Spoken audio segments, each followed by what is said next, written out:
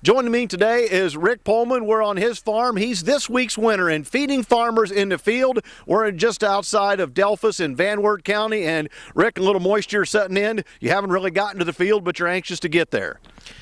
Yeah, over the last couple of days there, we kind of gotten into a little streak of wet weather, and hopefully it's going to clear up pretty soon. But looks like maybe a day or two. As you described this growing season, we don't need to get into real planting dates, but it's been a struggle. But how do things look at this stage of the game?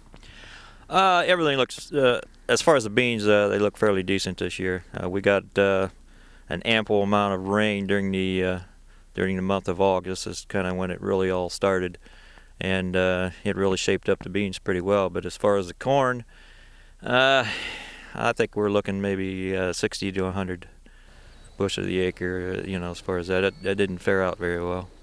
Yeah, it's a tough year, and the ground conditions made a difference. Of course, those planting dates made a big difference as well. But you hope to get into the field here pretty soon. Describe some of the other things going on. There's some cover crops and some wheat you're helping some folks with. Yeah, we do a little custom work for some neighbors here, and we've got some cover crop wheat we put in for a guy. Also some regular wheat we're going to do as soon as he gets the beans off, if the weather ever clears up.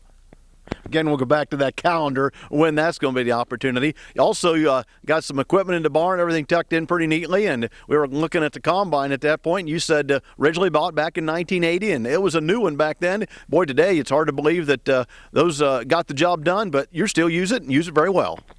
Yeah.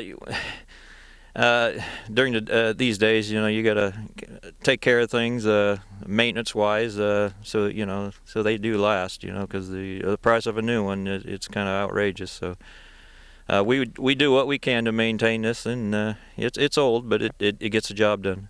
And getting a job done, you do work full-time off the farm as well. Right. I drive truck for a company, and my brother Dale, he's in partnership with me, and he works full-time also. And so both of us are pretty busy, and I do have to say my wife, she comes in handy most of the time, because she's a big asset here on this farm. She helps out quite a bit as far as doing the farm work for us, and she's great at it.